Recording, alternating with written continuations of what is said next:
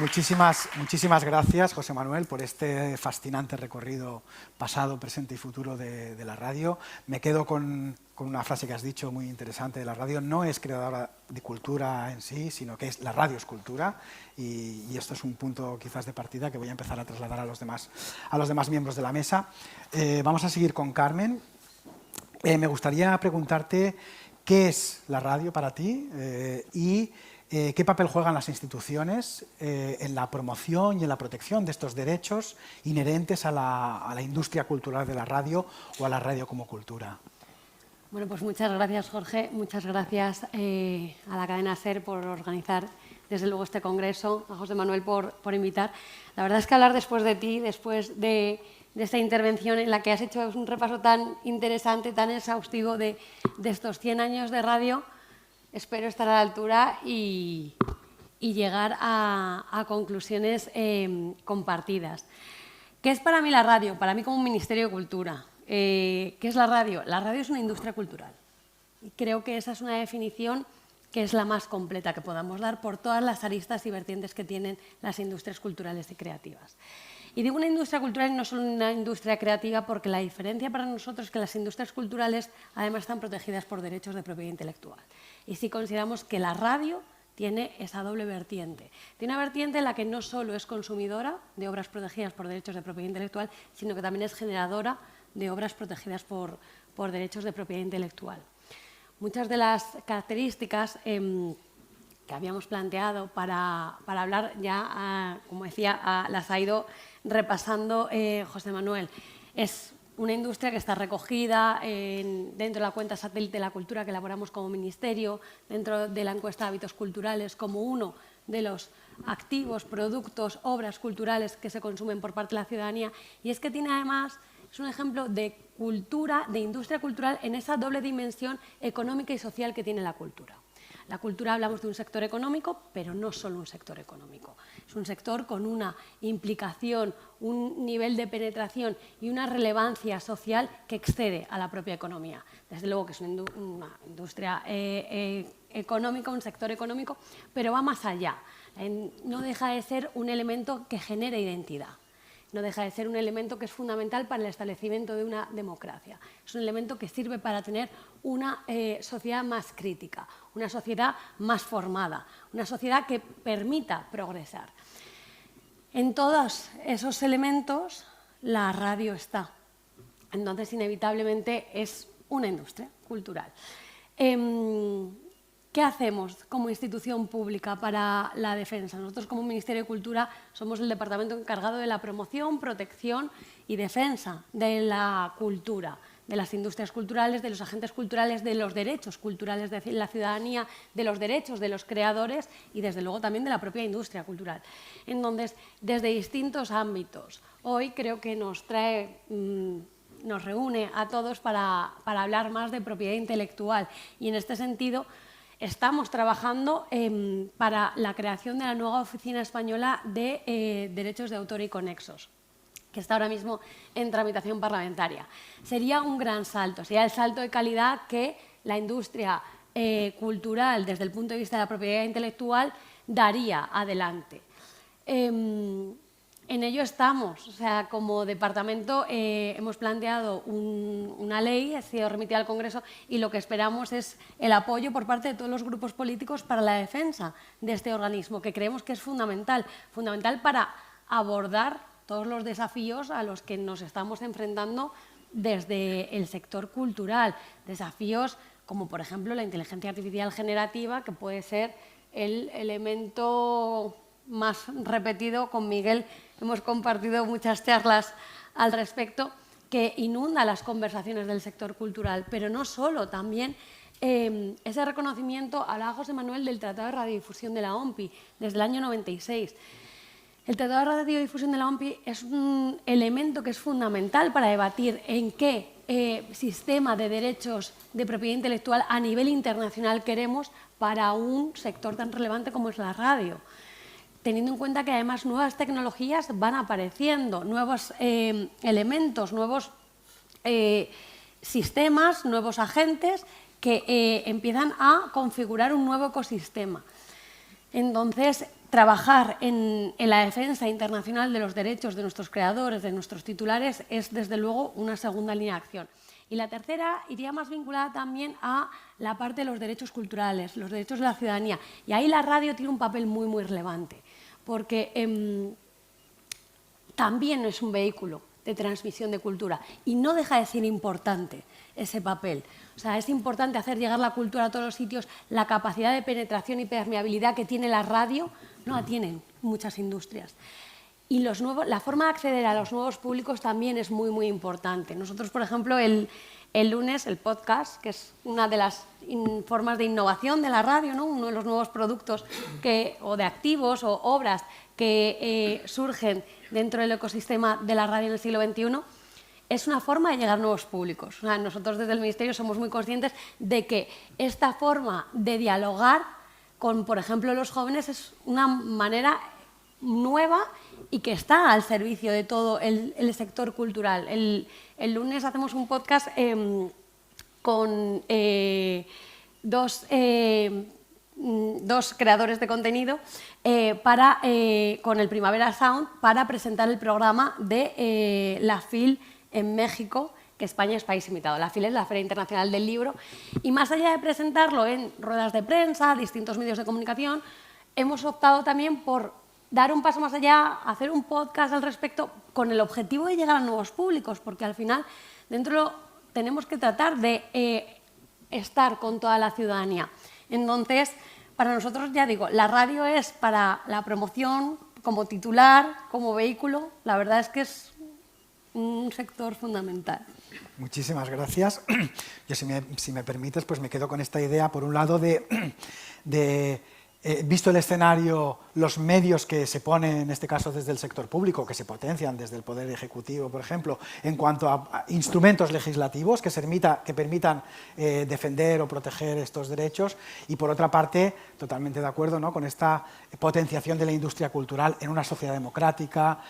La promoción, la protección de la cultura es esencial para que esta sociedad pues, se desarrolle, tenga unos cimientos democráticos básicos, así que me parece que esta aportación también es fundamental y muy agradecido por eso. Luego podemos volver sobre los temas. Paso a la siguiente interviniente, a Manuela Villa. Ya hemos hablado un poco de esta parte institucional en la intervención. Si me permites, te quería preguntar, pues como más desde el punto de vista de la gestión de derechos, primero, ¿qué es la radio también para ti? Este sería un poco el leitmotiv de la intervención. Y si crees que la cultura está bien representada en la programación de las radios actualmente, ¿cuál es tu punto de vista sobre esta cuestión? Bueno, muchas gracias por invitarme a celebrar los 100 años de la radio. La verdad es que es un lujo y bueno, pues estamos siguiendo muy de cerca la programación y creo que está saliendo muy bien este aniversario. Un poco por complementar también lo que ha dicho Carmen Páez, que está ahí como al pie del cañón, ¿no?, y que está llevando toda la gestión desde el Gobierno de todas estas cuestiones, pues comentar que efectivamente volvemos a estar aquí en un encuentro en el que nos planteamos muchos temas que vienen a ser bastante filosóficos de qué es la cultura al fin y al cabo, ¿no?, y por qué la radio podría ser o no ser cultura o una industria cultural. La verdad es que la cultura, sabéis que es de tan amplio, ¿no? O sea, aquí nosotros hablando es cultura, los juegos de los niños, leer un libro, etcétera, que cualquier cosa es susceptible de ser cultura y eso abre muchísimo el espectro de acción y nos da mucha capacidad de acción, pero también muchas veces es complejo de gestionar, ¿no?, hasta dónde se abre y se cierra ese límite. Yo cuando vine preparándome esta charla, un poco la pregunta que me hacía es por qué socialmente no está entendida la radio como una industria cultural o como cultura. Yo creo que hay muchos ámbitos de la creación cultural que todavía cuesta que la gente entienda que son cultura, ¿no? Y ahí yo creo que venimos de esa tradición del siglo XVIII de entender que la cultura son simplemente las bellas artes, ¿no?, la escultura, la pintura, la música, el teatro, que es una tradición, es una forma de entender la cultura que todavía pervive, ¿no?, y que todo lo que se escapa un poco de esas 4 o 5 cosas no son cultura o no son industria cultural. Ahí, como señalaba José Manuel, el cambio tecnológico, digamos, cuando empezamos a hacer obras, las obras artísticas empiezan a ser reproducidas en masa, con la radio, el cine, la fotografía, etcétera, pues ese paradigma, ¿no?, de la obra única artística cambia. Entonces ahí, bueno, pues efectivamente en ese cambio, ¿no?, industrial está la radio, ¿no?, en el epicentro de la creación de contenido, de las industrias culturales, de lo que la Escuela de Frankfurt, como también comentaba José Manuel Bravo, entiende que es una industria cultural y yo creo que en su momento era así comprendido, ¿no?, que la radio era esto. Y me parece que luego a lo largo de la historia se va diluyendo esa concepción de la radio como una industria cultural, y me parece que ahora con el podcast, ¿no?, digamos que ha vuelto a surgir esa claridad de que la radio sí que son creaciones es creación de contenido, ¿no? Y bueno, pues ahí, vamos, sí, estoy de acuerdo con todo lo que se ha dicho José Manuel y la subsecretaria, que efectivamente la radio es una industria cultural. Me pregunto si las personas que trabajáis en la radio tenéis la concepción de que la radio es una industria cultural. Esto es algo que también me genera dudas, ¿no?, porque quizá no sois conscientes de ello y a lo mejor ahí hay que hacer una labor también de pedagogía. Y un poco yendo a la pregunta que me hacías del papel que tiene la cultura en la programación cultural, bueno, pues aquí, si se me permite, haría un llamamiento, ¿no?, a que también desde la radio se ponga en valor que es una industria cultural y que es creadora de contenido, también a través de la programación cultural, ¿no?, y de dar voz a esos agentes culturales que trabajan y que muchas veces no encuentran tantos huecos en la programación radiofónica, ¿no? Bueno, y hasta ahí, luego seguimos charlando. Muchísimas gracias por tu intervención. Aquí me voy quedando con algunas cosas que me parecen muy interesantes. Y aquí esta toma de conciencia, ¿no?, de incluso los profesionales que trabajan dentro de la radio, esa toma de conciencia de lo que son, y a partir de ahí desarrollar, ¿no?, esa programación cultural o ese desarrollo cultural que representa la radio. Y también me parece una aportación muy interesante en este caso. Bien, pues si me permitís vamos a pasar al siguiente interviniente, que es Alexander Kuntz. Y Alexander, yo te pregunto en castellano, yo creo que hemos estado hablando antes, él es alemán, trabaja en Ginebra, pero bueno, tiene muy buen nivel de castellano, así que le animo a que lo haga, a que pueda responder en castellano o en catalán, que también algunas cosas hemos hecho, así que, pero bueno, up to you. Y la pregunta iría un poco en el mismo sentido, la pregunta base, ¿no?, ¿qué es la radio para ti? Y quizás recogería el guante un poco de José Manuel en relación con el Tratado de la OMPI, a ver si te atreves a hablar un poco sobre el estado de la cuestión y cómo ves la radio desde el punto de vista de esta industria cultural titular de derechos. Esa sería la pregunta que te lanzo. Muchas gracias. Okay. Muchas gracias, Jorge. Es un gran placer estar aquí. ¿Qué es el radio para mí? Estuve viviendo en España por un periodo de un año en Sevilla y es difícil adaptar a un país nuevo, pero me recuerdo de los sábados y domingos con Radio 13 y el moderador y la música que ponieron y las explicaciones de la historia de los componistas y cosas así, que me encanta mucho y que fue una manera de adaptar a este país. I will now switch to English. It's easier. We're going to the more technical work, so I hope you still enjoy. I have two disclaimers. One is an official one. This is my personal opinion, and it's not an official opinion of WIPO, nor is it the official opinion of our member states. And I need, given what my predecessors have been saying, I need to admit, I need to add a second disclaimer, and which is actually that I'm a trained economist. So I don't have the legal expertise that many of my colleagues at WIPO have to actually comment on the current state of the broadcasting treaty. Understood that it would be interesting, but let me offer a different perspective, which is an economic one, on what is happening in the radio industry. And I fully agree with my colleagues that it's a creative sector. I also agree it's a sector that makes use of IP in different ways. I would say it's, of course, a content producer. At the same time, it's also a user of existing IP. So I think a balanced system of IP, which WIPO is working on with the international harmonization efforts, together with our member states, of course, that's actually at the very heart of our organization, actually, to achieve that balanced system at the end of the day. So let me quickly jump in with a couple of economic thoughts and a couple of thoughts on how innovation and the digital transformation is working out in the radio industry. I mean, the first wave of digitization is, of course, a wave where we've seen platforms rise, where we've seen streamers come up in different sectors. And at the end of the day, this was kind of a lowering of the cost of distribution that we saw, which opened up opportunities for new entry to the market, new stakeholders, and more competition, and eventually more content production at the end of the day. Which is interesting about that is if you look at overall cultural consumption, it was actually increasing with this first wave of digitization. So at the end of the day, people are consuming more cultural content, of course also consuming, at the end of the day, more radio.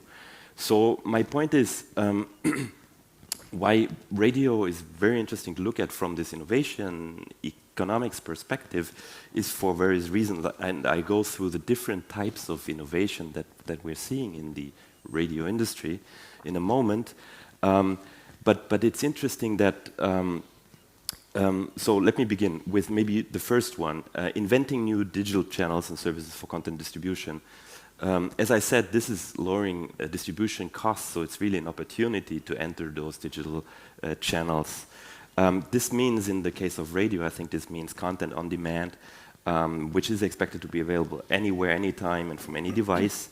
And there's also this opportunity, which I understand sits somewhere in the back catalog of content that is protected by IP, that is really a chance for radio services that they can monetize that content using IP.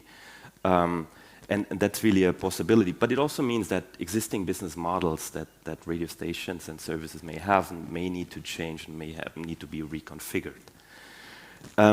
What other dimensions are there? I think there's innovation happening when it comes to consumer data, recommender systems, and data analytics. This is, of course, ways by tracking the users of radio, there might be a way to actually improve user experiences and actually drive up radio consumption.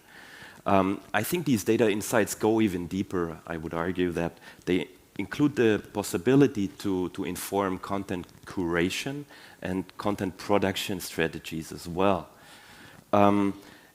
Yet another dimension of innovation happening in radio, I think, is innovation in content formats.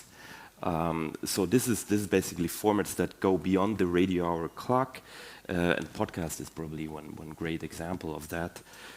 Creating shorter content and content that is accessible on social media, that can be transferred to other new digital channels.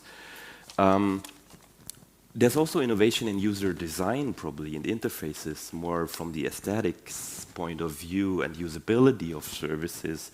And I'd like to say as well, audience engagement has seen a number of innovative tools, how that can actually be improved in digital channels. And finally, I would also like to stress what other speakers this morning have been saying about innovation as organizations and innovation institutionally. So this is maybe a point in time where kind of thinking about institutional collaboration is becoming more important, and I think that's already happening in many places in the radio industry. I think I skipped the challenges in the light of time, but let me, if you could allow for 1-2 more minutes to elaborate a bit on the latest technological changes we've seen, and that's maybe one of the elephants in the room, talking about artificial intelligence and kind of the implications it may have for the industry, as well as kind of the potential requirements we might see for the IP system and the IP frameworks to be updated to those changes. And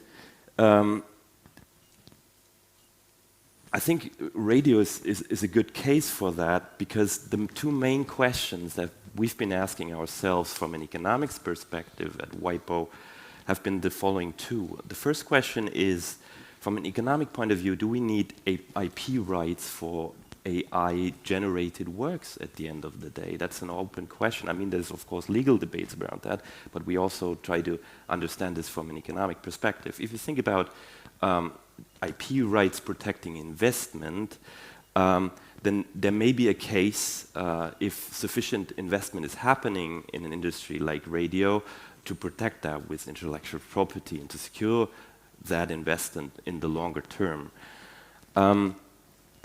But if on the other side this technology is actually cost reducing and may actually lower the relative investment, and this makes a less good case from an economics point of view to actually grant additional rights for AI-generated works. The second important question, so I don't have a final conclusion on that, but that's just the economics perspective on that.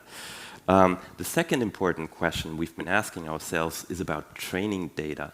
So is there sufficient economic incentives for high-quality training data? Because training data seems to be kind of the key ingredient. If we want to reach the full potential of artificial intelligence technology, we need good, high-quality training data. And we will not just, from a static point of view, so not just a solution for now, but we need to think about this in the longer term. So we need incentives in the market that also in the future there will be original creators, for example in the radio industry, that provide new works, because that's actually what will lead to higher performance and actually reaching that potential of AI technologies at the end of the day. So it's not, I would, in simple terms, I wouldn't, it will be important, of course, what regulators will come up in that context, but also what the ongoing court litigation cases will bring up. But it will also be important to come up with a sustainable, dynamic system that allows future original creation, probably made by humans, to feed into these models as well. And this is where our economics work research comes in as well. We're trying to, for example, also consider the existing body of IP rights and think about if there isn't sufficient incentives from an economics point for training data, there might be gaps in the existing IP bundle of IPs available, and one of them is, of course, image, voice, likeness,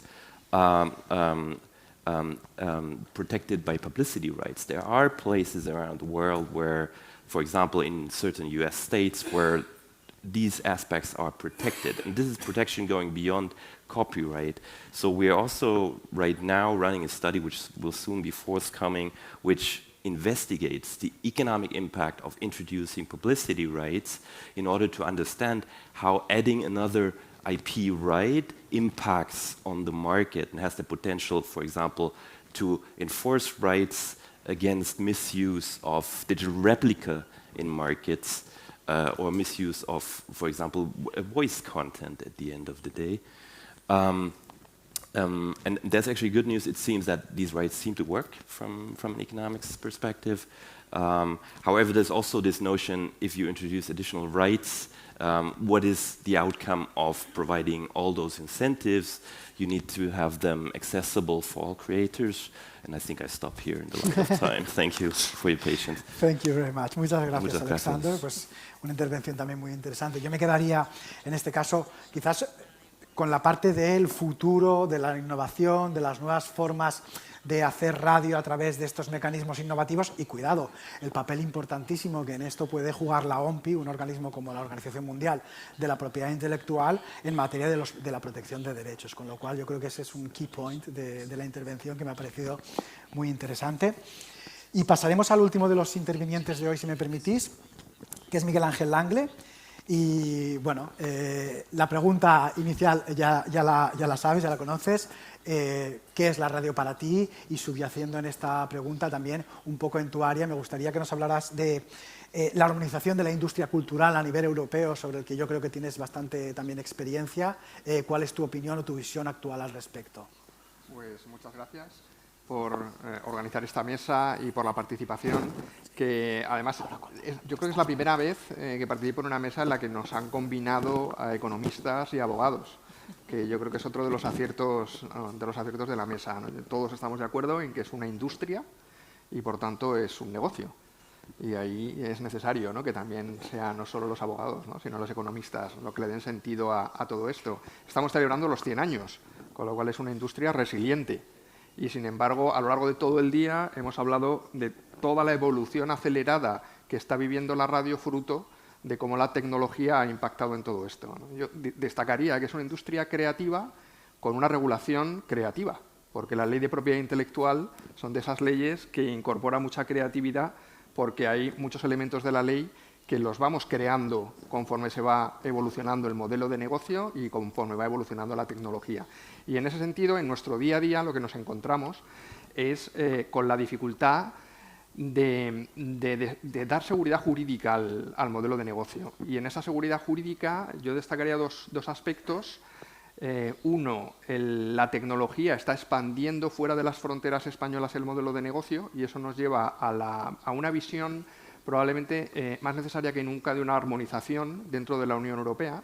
Y mira que es un campo, ¿no?, en la Unión Europea que se viene trabajando, ¿no?, en su propia esencia, de facilitar la generación de un mercado común, y se ha avanzado en el ámbito de la propiedad intelectual, pero creo que la propia tecnología nos fuerza a ello, y es uno de los retos que justifican la propia creación, ¿no?, del nuevo organismo autónomo de derechos de autor y conexos, la necesidad de incorporar talento, incorporar recursos para poder regular bien un sector complejo, en el que también hay que tener esa visión, ¿no?, de la Unión Europea, porque hay muchos derechos que todavía no están armonizados y generan distorsiones en la explotación y generan inseguridades jurídicas en las empresas cuando los propios equipos de marketing, equipos de ventas empiezan a lanzar nuevas cosas y nos preguntan a los abogados, ¿no?, esto cómo se ampara, cómo se regula, y en muchas ocasiones no somos capaces de dar una respuesta, porque la filosofía de la ley de propiedad intelectual ha sido una normativa que ha tratado de identificar muy bien y segmentar muy bien modalidades de explotación, tecnologías aplicables,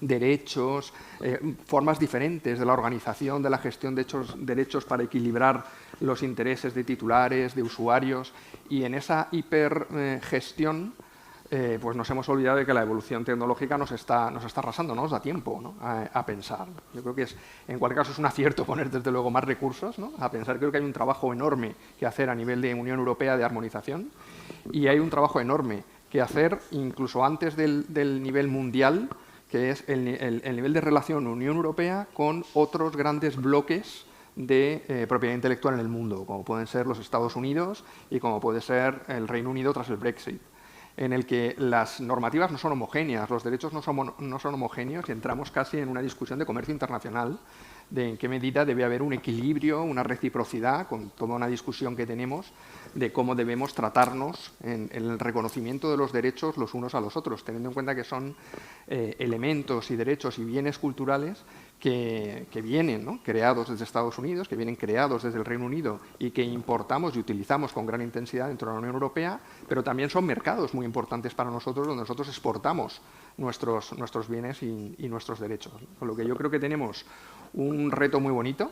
Intelectualmente esto es muy creativo, ¿no? Si no puedes participar dentro de esta industria creativa pues con los dones de Iñaki Gabilondo, ¿no?, o con los dones de los músicos, pues yo creo que bienvenidos a los alumnos, podéis participar con los dones de los abogados, porque aquí se necesita creatividad a la hora de regular esto, ¿no? Y bienvenidos a los economistas, porque yo creo que también tienen que aportar luz en esa normativa que tiene que tener un sentido económico para los modelos de negocio. Pues muchísimas gracias, Miguel, por la aportación. Antes de acabar con las intervenciones, quería recordar que estaba convocada a esta mesa Adriana Moscoso, que es directora general de GESAC, no ha podido asistir, pero nos ha mandado una carta a título personal diciendo dos cosas. Bueno, agradeciendo a la dirección del Congreso la invitación, excusándose y felicitando, por supuesto, a Cadena SER en particular y a la radio en general por estos 100 años, y simplemente queríamos, bueno, pues que nos ha emocionado, en cierto modo, que se haya querido pronunciar de esta manera, a pesar de no poder estar aquí presente.